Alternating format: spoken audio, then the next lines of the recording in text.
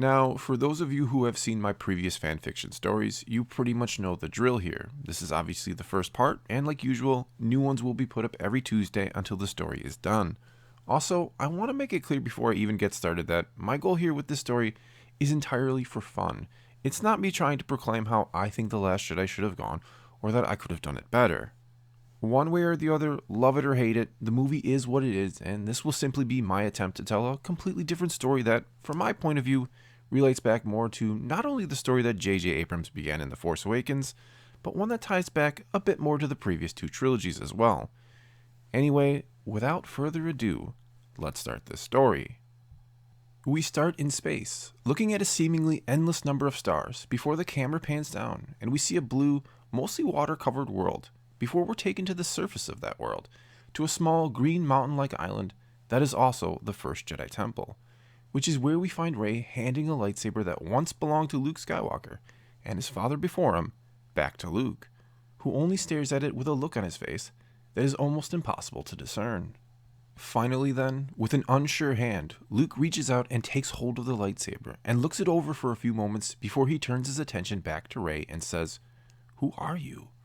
"I'm Rey," she responds, which is when Luke gives her a look like he's expecting a more elaborate answer than that. Rey then takes the hint and says, "Your sister Leia sent me here. She's been looking for you. Everyone's been looking for you." Luke gives her a quick look over before saying, "And why would my sister send you of all people in the galaxy here, Rey?" "She thought I might be able to convince you to come back," Rey begins. "The Resistance, they need you. They need Luke Skywalker." Luke gives her a rather kind smile, tries to hand the saber back to her and says, "I'm afraid I'm right where I need to be, Rey." Rey looks at the saber being handed back to her, then up at Luke and shakes her head. "No, you don't understand. The Republic, it's gone," Luke finishes for her, lowering his hand holding the saber as he turns around. "I know," he continues. "I felt it. I heard it. Like billions of voices crying out in terror, and suddenly being silenced." Rey then hesitantly asks, "If you felt it, why are you still here? Why didn't you come and help? Isn't that what Jedi do? Isn't that what Luke Skywalker does? All my life I heard stories about you. Stories I thought were a myth until I met Han, and he told me that you were real, that the Force was real." Luke slowly turns back around, and there is a slight grin on his face as he says, "Han told you about the Force." Luke shakes his head rather wistfully and then says, "Now, that's something I would have loved to have heard." Luke seems to think, or concentrate for a moment, before then saying with a slight twinge of fear in his face, "And where is Han? If Leia found the map to this place, why didn't she send him?"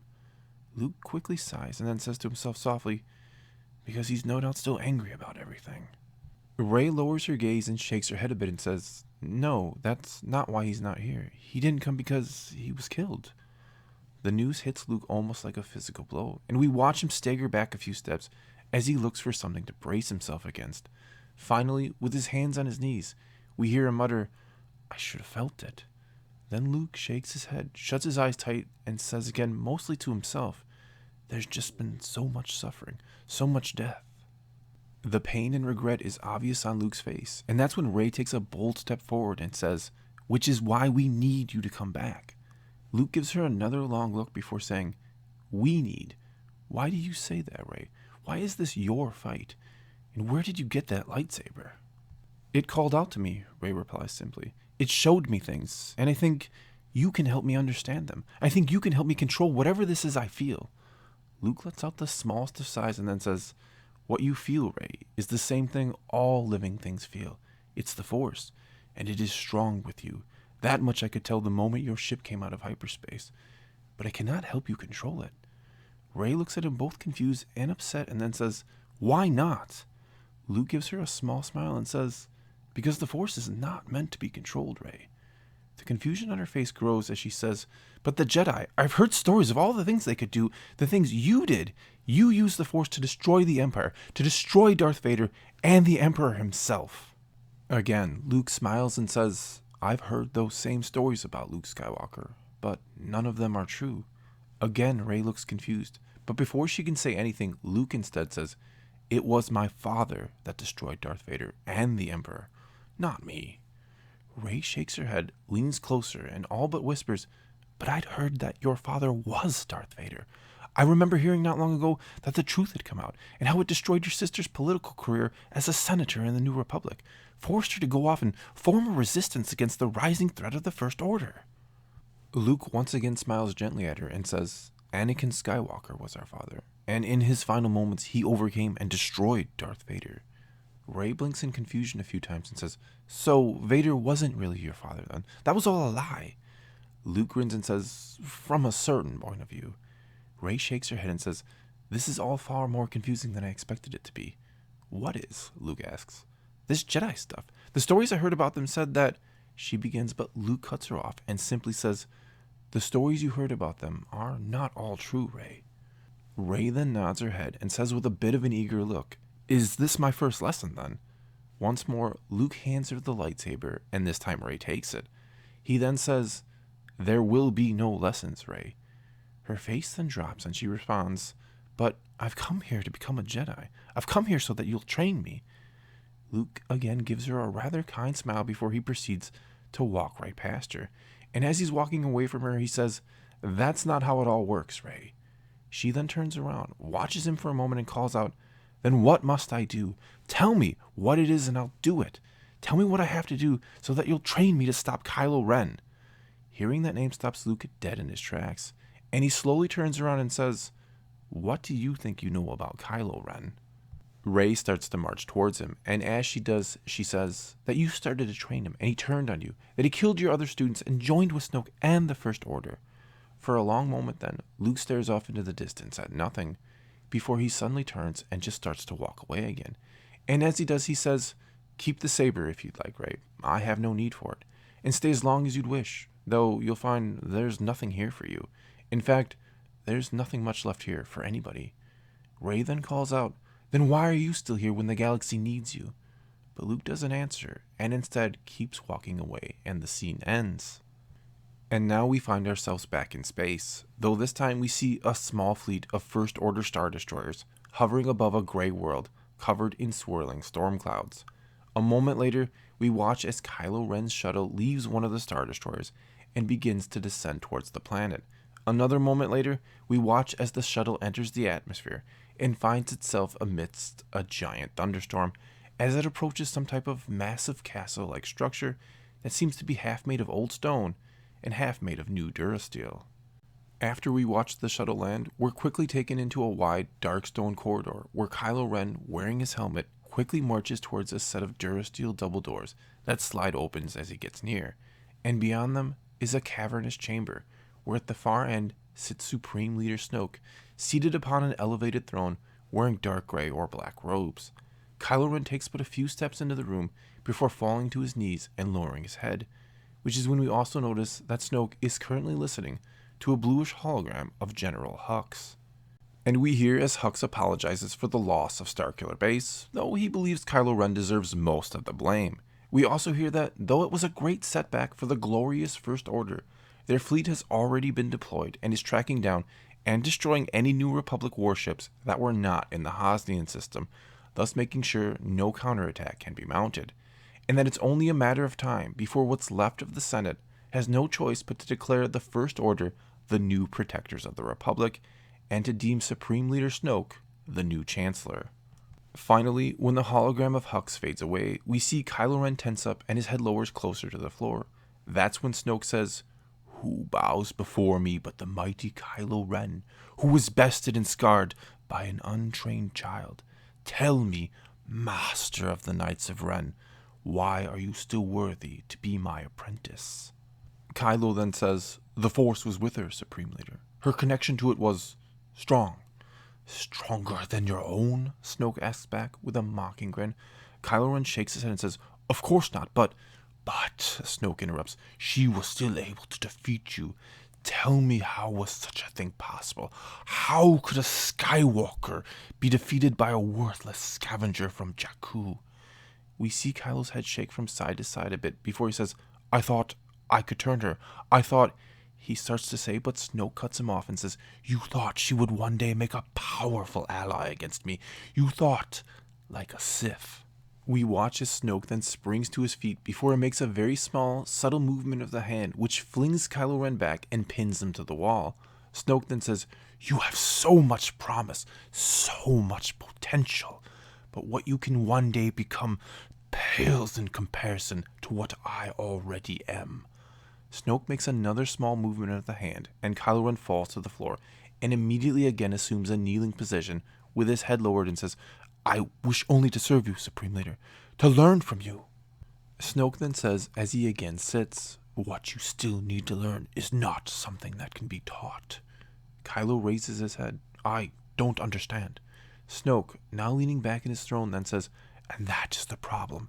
And while you remain clouded with confusion, Skywalker will be found by an eager young student, one strong enough to have already bested you.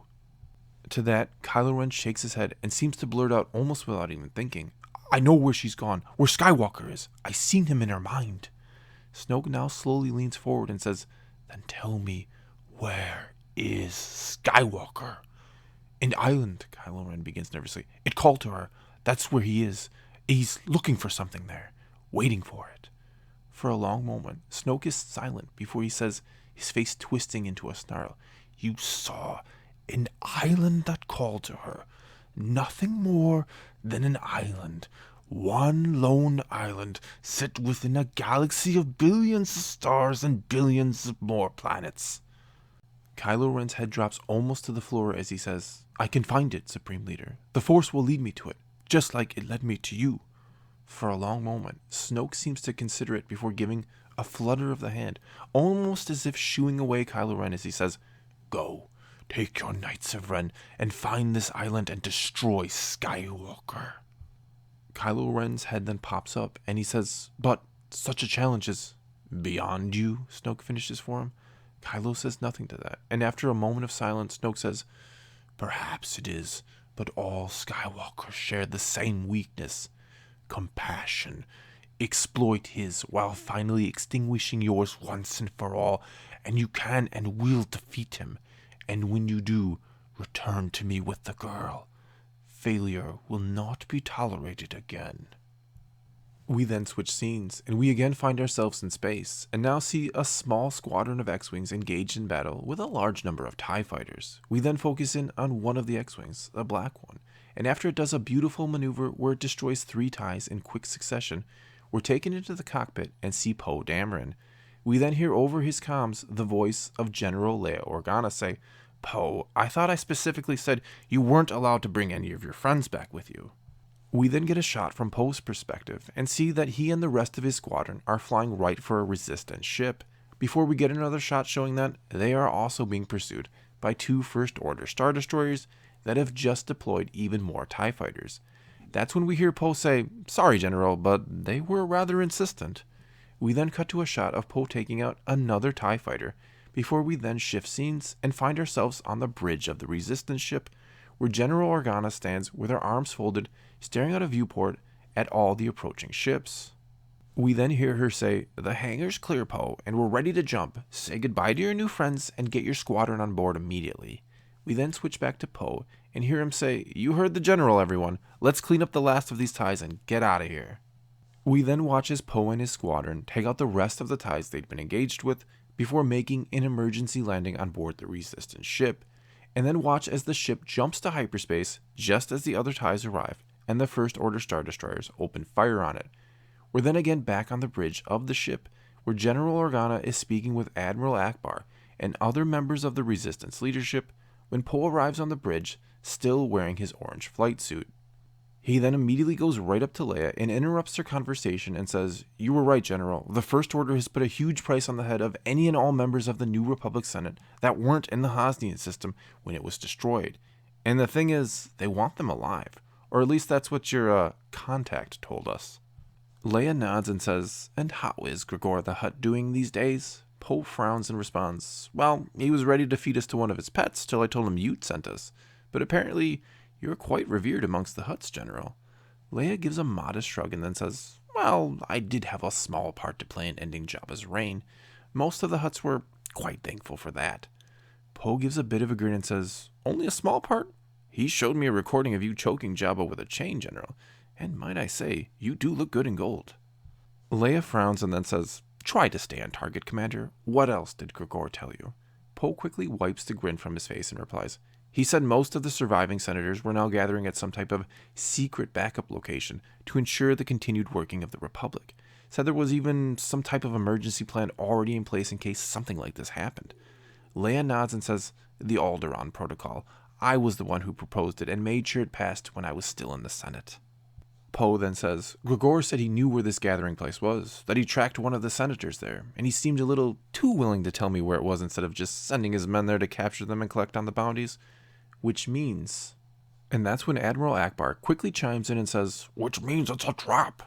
Poe and Leia both nod in agreement to that, and it's Poe that then asks, and how do we proceed, General? Without some type of unified front against the First Order, the New Republic will fall, and our little resistance was never meant to fight an open war against them.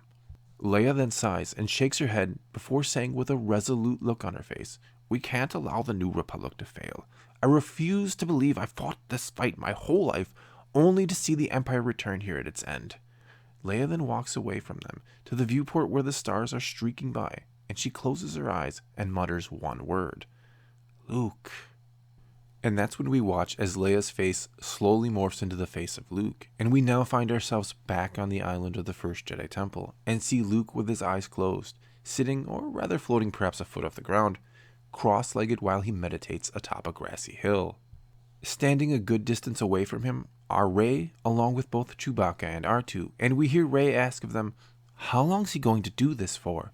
Chewie gives a bit of a shrug and then lets loose a string of roars, which R2 follows up with a few beeps. Rey looks back and forth between them and then asks, how do you two know so much about the Jedi? Simultaneously, Chewie and R2 respond, and Rey's eyes go wide with amazement, and she says, you both fought alongside the Jedi in the Clone Wars. Rey sits herself down on the grass and has a look on her face like a child eager to hear a story. For a few moments then, R2 and Chewie beep and roar, and Rey's eyes get wider and wider with amazement as she listens. Finally, when they're done, she glances over her shoulder at the meditating Luke before looking back at them both and asking in a whisper, did you ever tell him any of that? To that, Chewie gives a casual shrug, and R2 makes a beep that more or less sounds like his way of saying, well, not exactly. Chewie and R2 then continue on, but that's when Rey, and seemingly Rey alone, hears a scream that sounds like the scream of a child. When she hears it yet again, Rey hops to her feet, and almost in a trance-like state, begins to walk towards it. Both R2 and Chewie seem a little surprised and a little hurt that she so quickly abandons them and their stories, but both just watch as she walks away. And as we watch her walk off, we switch back to the meditating Luke for a moment and watch as his eyes shoot open. Before we're again with Rey and see her approach a grouping of small buildings or huts and notice that the screams are getting louder and louder as she approaches one hut in particular, and that they seem to be the screams of a young boy. Rey then enters the hut and the screams instantly stop. She then looks around at the inside and sees little more than a place to sleep, a few changes of clothing, and a small wooden box, which she immediately heads towards and crouches before. Without much of a thought, she opens it up, and it's only then, when she sees a lightsaber inside, that she seems to snap out of it.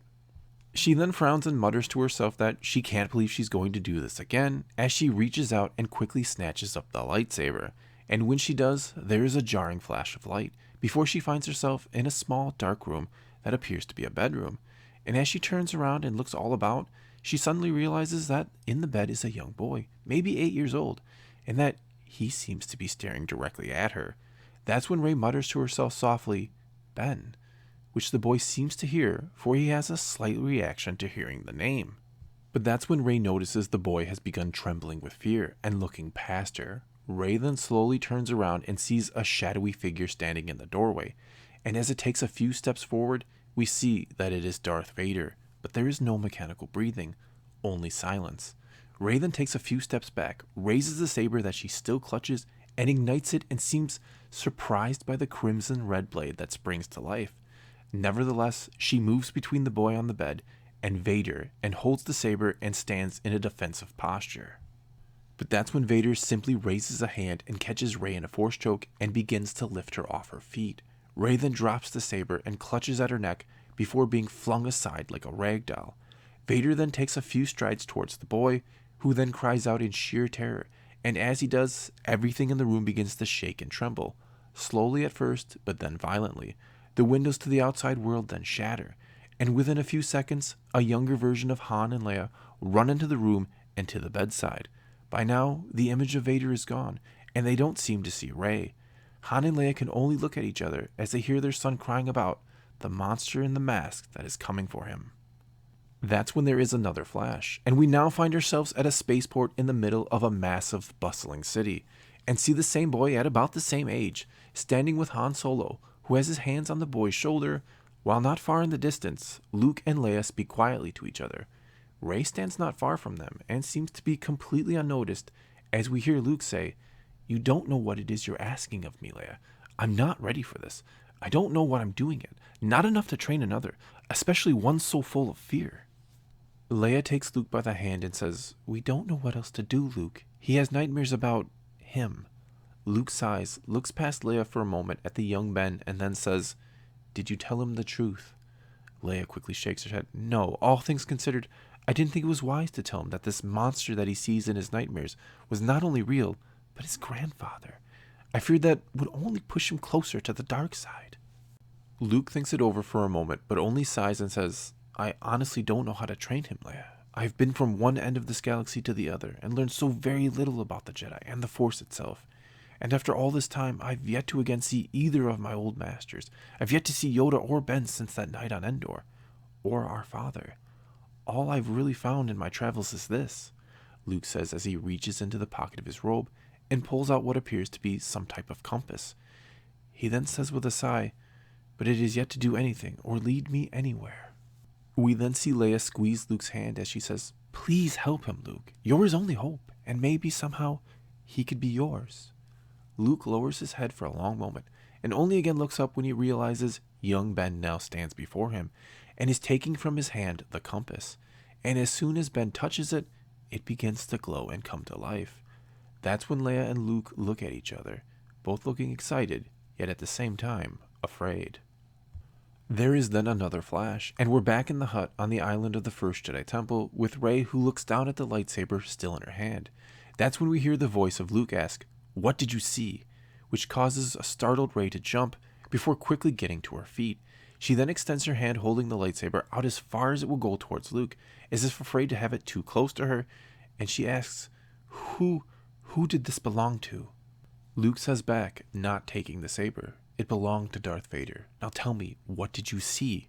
Rey seems reluctant for a moment, then says, "Darkness, a monster and a boy haunted by it." Luke gives a quick, single nod of the head and asks, "What else did it show you?" Rey again seems reluctant, but says that you didn't want to train him, that you never told him the truth. This time Luke only frowns and again demands to know what else it showed her. Rey responds, "Some type of compass that responded only when Ben touched it, and that was it." Luke then snatches the saber away from Rey and returns it to the box, and from the same box he pulls out a compass and asks if this is what the vision showed her. Rey nods and Luke returns it to the box as well, before closing it all up. He then glances at the saber hanging from Rey's belt, his father's old blue lightsaber, and says, "And what did you see the first time you touched that?" To that, Rey shakes her head to try to jog her memory and says, It was more confusing that time. The images were jumbled and they went by so much faster. I saw you when you were young and fought Vader. I saw myself being left on Jakku by what I think were my parents. I saw Kylo Ren and some other monsters in masks, murdering what looked like villagers maybe. And then I heard a voice that seemed to speak directly to me." Luke's eyes light up at the last part, and he asks, "What did this voice say to you?" Rey shakes her head as if to try to jog her memory again, and then says that these are my first steps. And when she says that, Luke gives a faint smile and says, "Your first steps into a larger world. Obi-Wan. It had to be Obi-Wan that spoke to you." Rey looks confused and simply asks, "Who is that?" Luke then explains, "He was my first master. When he died, he somehow merged with the Force in a way that allowed him to come back and still appear and speak to me. The same was true for my other master, Yoda, as well as for my father. But I haven't seen any of the three since the day of the Battle of Endor. I've never known if they just abandoned me, or they can't reach me for some reason. But it seems they may be able to reach you, Rey." "Me?" Rey says back in surprise. "What's so special about me?" Luke shakes his head and says as he eyes her keenly, I don't know. But you're clearly responding to items that once belonged to my father for some reason." And that's when we immediately switch scenes and are focused in on the burnt and melted mask of Darth Vader, before we pull back a bit and see that kneeling before it is Kylo Ren, not wearing his helmet. We then hear him say, "Show me, grandfather, how I can find him and the island that called to him, the island we once looked for together. Help me, as you always have in the past." Simultaneously then, Kylo Ren lays a hand upon the melted helmet and shuts his eyes, and remains that way for a long moment, but nothing seems to happen. When his eyes again open, we see anger there, and he rips his lightsaber from his belt, activates it, raises it over his head like he's going to bring it down on the mask, but can't bring himself to do it. Then, quivering with rage, he again puts his hand on the mask, and this time, as we focus in on his face, we can see relief there, and in the reflection of his eyes, we can see what he is apparently seeing, and it is an image of his mother, Leia. That's when the scene shifts, and we see the door to his chamber slide open, and Kylo Ren, now wearing his helmet, walks out of it, and we see 7 dark-clad figures wearing masks, and all of them drop to a knee before him and bow their heads. Kylo Ren then says to them, "Our true master has once again shown me the way." Slowly then all 7 rise to their feet and begin to follow Kylo Ren as he strides away with great purpose in his steps. And that is where this part ends. Well, that's all I've got for you this time, but now it's your turn to tell me what you thought of this first part of the story and what you think might happen next. So please leave a comment below and let's talk some Star Wars. And until next time, thanks for watching.